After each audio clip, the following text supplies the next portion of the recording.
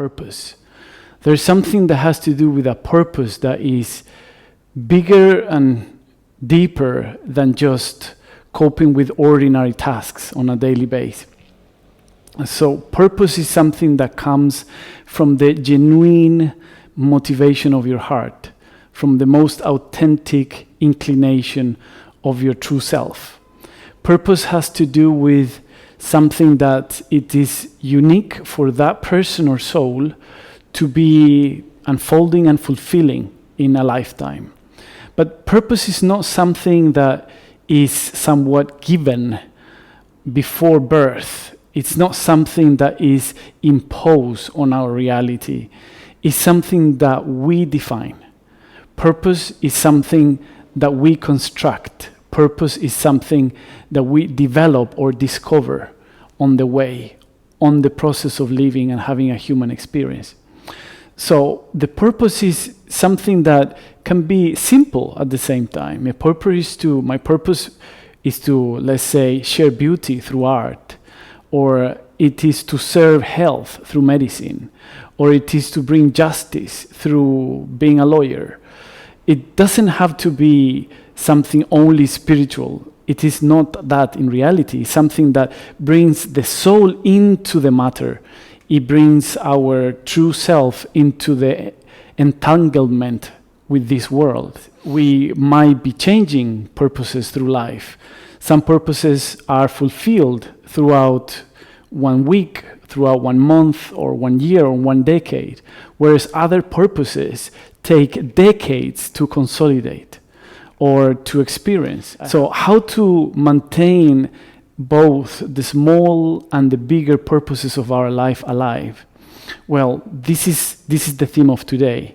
We need to vibrate them. We need to stay in tune with that which we have embraced as a purpose. This means, in other words, that we need to remember on a psychological level, we need to feel on an emotional level, and we need to be conscious, meaning, in other words, embrace the essence of that which is our purpose on a spiritual level.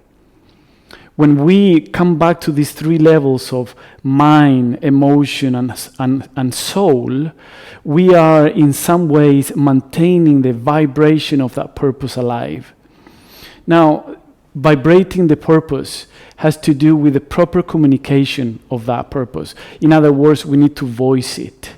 We need to share with others. We need to express and interact with others in such a way that our purpose becomes clear to ourselves and to the world.